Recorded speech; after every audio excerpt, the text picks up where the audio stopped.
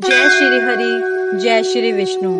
भगवान की महिमा और कृपा से हमारा जीवन सुखमय हो। भगवान की महिमा का वर्णन करना किसी भी शब्दों से संभव नहीं, क्योंकि वे असीम और अनंत हैं। वे सर्वव्यापक, सर्वशक्तिमान और सभी के हृदय में निवास करते हैं। आज के 19वें अध्याय में हम पढ़ेंगे कि कैसे भगवान विष्णु जी की महिमा और वैशाख धर्म के बारे में शंख मुनि ने व्याध को उपदेश दिया। इस अध्याय में भगवान विष्णु जी के गुण, उनकी असीम शक्ति और वैशाख मास के महत्व का सुंदर वर्णन है। भगवान के समर्पण में जो सुख और शांति है, वह हमें इस अध्याय में समझ में आ जाएगा। आइए अब श्रवण करते हैं वैशाख मास महत्तम के 19वें अध्याय को, जिसमें भगवान विष्णु की महिमा और वैशाख धर्म का महत्व बताया गया है। जय श्री हरि, जय श्री विष्णु। व्याध ने कहा, हे मुने, आपने वैशाख धर्म की महत्ता और पुण्य का उल्लेख करते हुए उसे भगवान विष्णु के निमित्त समर्पित करने का वर्णन किया है। इसलिए अब कृपा करके आप भगवान विष्णु की महिमा का भी वर्णन कीजिए। भगवान विष्णु कैसे हैं तथा वैशाख धर्म क्या है, यह मुझे बताने की कृपा करें। तब शंख मुनि ने कहा, हे व्याध, भगवान विष्णु का कल्मश रहित स्वरूप ब्रह्मा इत्यादि देवताओं के भी ध्यान में नहीं आता है। वे संपूर्ण शक्तियों से युक्त निर्गुण अनंत सच्चिदानंद स्वरूप हैं। समस्त चराचर के वे ही एकमात्र स्वामी हैं। वे ही पूर्ण ब्रह्म हैं। उनसे उत्पत्ति, स्थिति, संहार, आवृत्ति, नियम, प्रकाश, बंध, मोक्ष और वृत्ति होती है। वेद, स्मृति, पुराण, इतिहास, पंचरात्र और महाभारत भगवान के ही आत्म स्वरूप हैं। इनके द्वारा विष्णु भगवान को जाना जाता है। उनके जन्म, कर्म और गुणों का ज्ञान होने पर ही प्राणी को मोक्ष प्राप्त होता है। वे समस्त चराचर में व्याप्त हैं। प्रत्यक्ष रूप में आगम अथवा अनुमान द्वारा बल, ज्ञान और सुख में प्रथम मनुष्य को जानना चाहिए। उससे 100 गुना राजा होता है। तत्वा विमानी देवता उससे भी सहस्त्र गुने होते हैं। देवताओं से सप्त ऋषि श्रेष्ठ होते हैं। सप्त ऋषियों से अग्नि, अग्नि से सूर्य, सूर्य से बृहस्पति, बृहस्पति से वायु, वायु से इंद्र, इंद्र से पार्वती और पार्वती से जगत गुरु महादेव, उनसे बुद्धि देवी और बुद्धि से प्राण बलिष्ठ होते हैं। प्राण सबसे श्रेष्ठ हैं। यह समस्त जगत प्राणात्मक ही हैं, उसी से ओतप्रोत हैं तथा वेष्टित हैं। वह नील मेघ के समान प्रभा युक्त एवं सबका आधारभूत है। इसी को सूत्र कहते हैं। लक्ष्मी के कटाक्ष मात्र से ही इसकी स्थिति है। तब व्याध ने पूछा, भगवान विष्णु की एकमात्र कृपा पात्र लक्ष्मी देवी हैं। उनके समान कोई नहीं है। जीव में प्राण नामक सूत्र कैसे हुआ? हे मुने, मुझे यह बताने की कृपा करें कि परमात्मा प्राण से अधिक कैसे हैं। शंख ने कहा, हे व्याध, प्राचीन काल में भगवान नारायण ने कमल योनि में ब्रह्मा आदि को रचकर सभी से यह कहा कि मैं ब्रह्मा जी को तुम्हारा राजा बनाऊंगा और तुम में जो सर्वश्रेष्ठ हो वह युवराज बने, परंतु उसे शील, शौर्य और औदार्य आदि गुणों से संपन्न होना चाहिए। भगवान के यह वचन सुनकर देवता इंद्र के पास जाकर विवाद करने लगे। कोई सूर्य को, कोई इंद्र को तो कोई अन्य को श्रेष्ठ कहता था। जब वे लोग कोई निर्णय करने में असमर्थ रहे तो भगवान के पास गए और बोले, हे प्रभु, हमने आपस में बहुत विचार किया, परंतु हम में से कोई भी अधिक श्रेष्ठ नहीं लगा।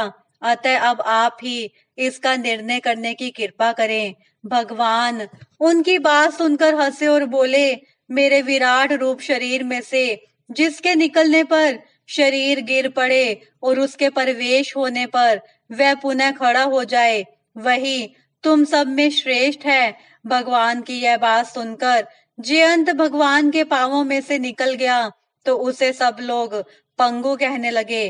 दक्ष प्रजापति गुहेंद्रियों में से निकल गए तो उन्हें षंड कहने लगे। इंद्र हाथों से निकल गया तो उसे लूला कहने लगे। नेत्रों से सूर्य के निकलने पर उसे कान्हा कहने लगे। नासिका से अश्वनी कुमारों के निकलते ही उन्हें नकटा कहने लगे। कानों से 10 दिशाएं निकली तब लोग उन्हें बहरा कहने लगे। जीभ से वरुण के निकलने पर उसे अरसज्ञ कहने लगे। वाणी से अग्नि निकला तो उसे गूंगा कहने लगे। रुद्र मन से निकले तो उन्हें जड़ कहने लगे। सबके निकल जाने पर भी शरीर गिरा नहीं। अंत में प्राण के निकलते ही शरीर गिर पड़ा और उसे मृत कहने लगे। तब भगवान ने कहा, जो इसे उठाने में समर्थ होगा वही सर्वश्रेष्ठ है। पुनः सभी देवताओं ने क्रमबद्ध रूप में प्रवेश किया, परंतु शरीर मृत ही रहा। अंत में प्राण के प्रवेश करते ही शरीर उठ बैठा। तब सभी देवताओं ने निश्चय किया कि बल, ज्ञान, धैर्य, वैराग्य और जीवन से भी अधिक प्राण ही समस्त देवताओं का अधीश्वर एवं व्यापक है।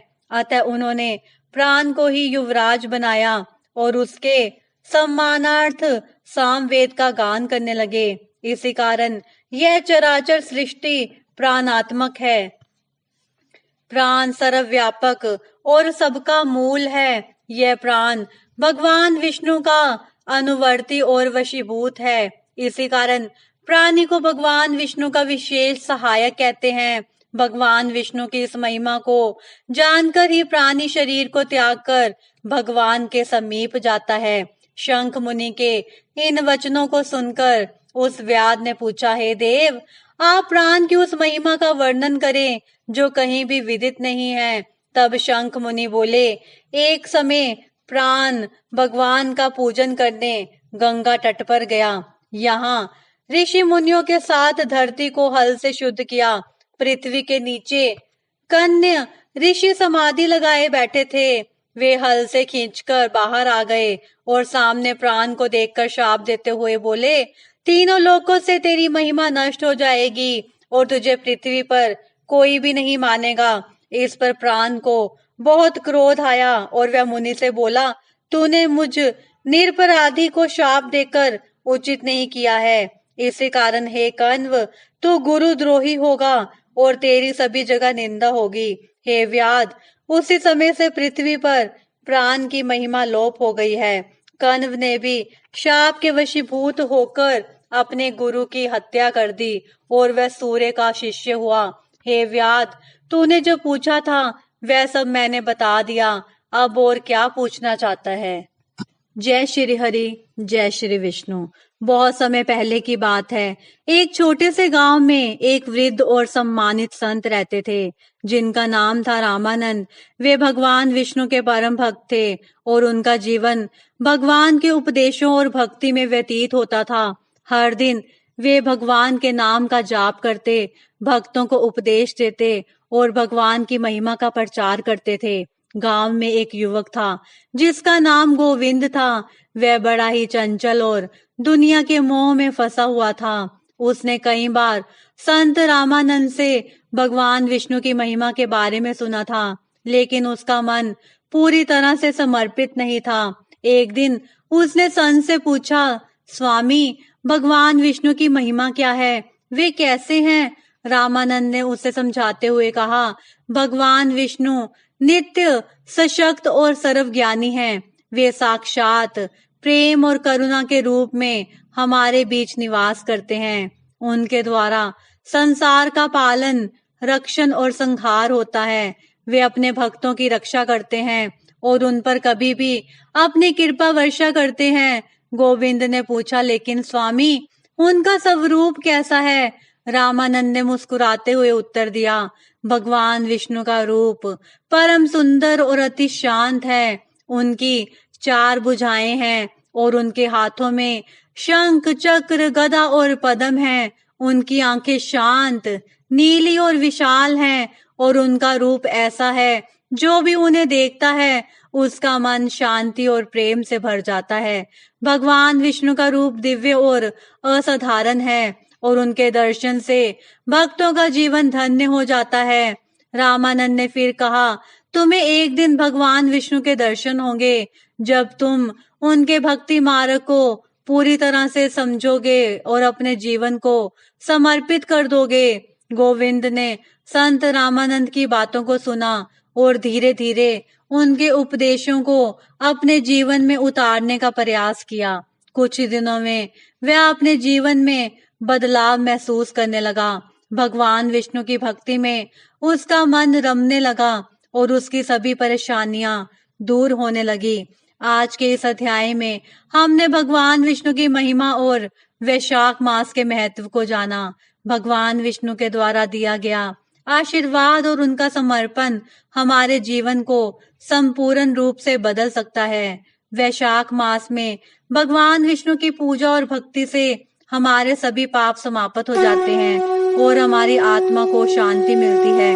भगवान विष्णु के नाम में शक्ति है और उनके भक्ति मार्ग पर चलकर हम अपना जीवन सफल बना सकते हैं। आगे के अध्याय में हम और भी ज्ञान प्राप्त करेंगे जिससे हमारे जीवन की यात्रा और भी सफल होगी। जय श्री हरि, जय श्री विष्णु। विष्णु भगवान सभी भगत जनों का कल्याण करें।